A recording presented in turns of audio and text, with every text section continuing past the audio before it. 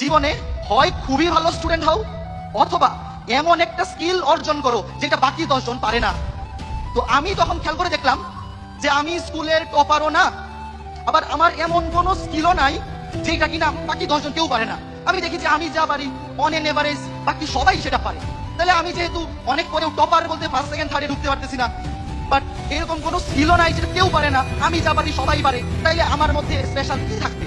তখন থেকে আমি একটা জিনিস আইডেন্টিফাই করলাম, সেটা হচ্ছে টাইমিং। টাইমিংটা কি?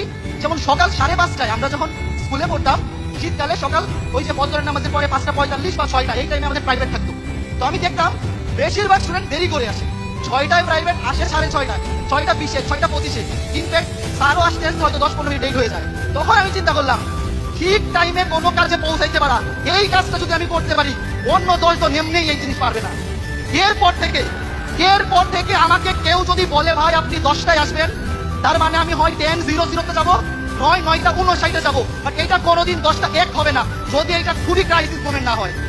যেমন স্কুলে থাকতে এই জিনিসটা যদি কেউ অর্জন করতে পারো, তুমি বিলো এভারেজ মানুষ হও, যে কোনো কাজে তুমি যদি টাইমিং পাঞ্চুয়ালিটি রাখতে পারো, তোমাকে মানুষ খুঁজে নিবে, তোমাকে চাকরি বলো যে কোনো জায়গায় তোমাকে খুঁজে নিবে।